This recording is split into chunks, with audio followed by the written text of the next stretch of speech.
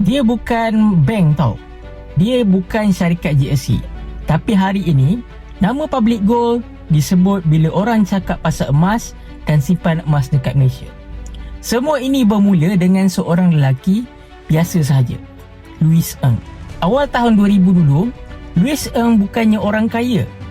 Dia ni nampak satu masalah besar. Orang Malaysia tak faham langsung pasal emas dan emas hanya dilihat sebagai barang kemas, bukannya simpanan. Tapi masa tu nak beli emas ni susah. Simpan pun buat orang rasa takut. Takut risau palsu, risau kena tipu. Tindakan pertama dia simple saja tapi berani. Tahun 2008 dia tubuhkan public gold. Fokus satu benda sahaja, emas fizikal 24 karat dengan harga telus, kecil dan boleh beli sikit-sikit.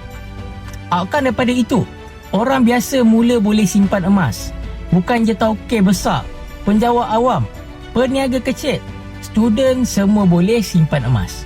Tapi bila mula berkembangnya, masalah lain pula datang. Permintaan mula naik dan stok emas kena cukup. Logistik kena kemas. Keselamatan jadi isu yang besar.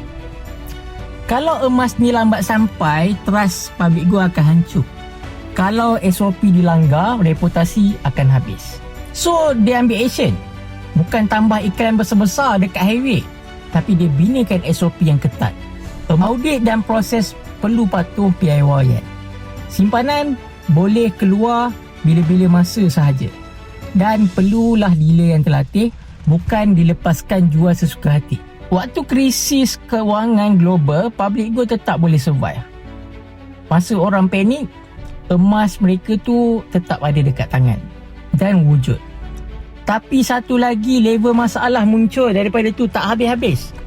Bila syarikat makin besar, pesaing mula tiru.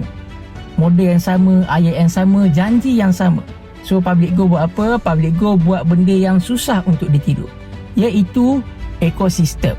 Bukannya sekadar produk emas. Yang penting ada simpanan emas fizikal, ada sistem account gold accumulation program, ada rangkaian dealer yang besar termasuk Indonesia, ada ilmu tentang emas. Hari ini public gold dah ada lebih 2 juta pelanggan dan network dealer seluruh Malaysia dan Asia Tenggara. Selain itu, public gold juga diiktiraf sebagai pemain emas fizikal terbesar di Malaysia. Sejak tahun 2008 lagi public gold ada kat Malaysia. So nak ragu apa lagi? Pelabur dan pelanggan yakin sebab game plan public gold ni jelas. Jual emas benar dan bina kepercayaan jangka masa panjang.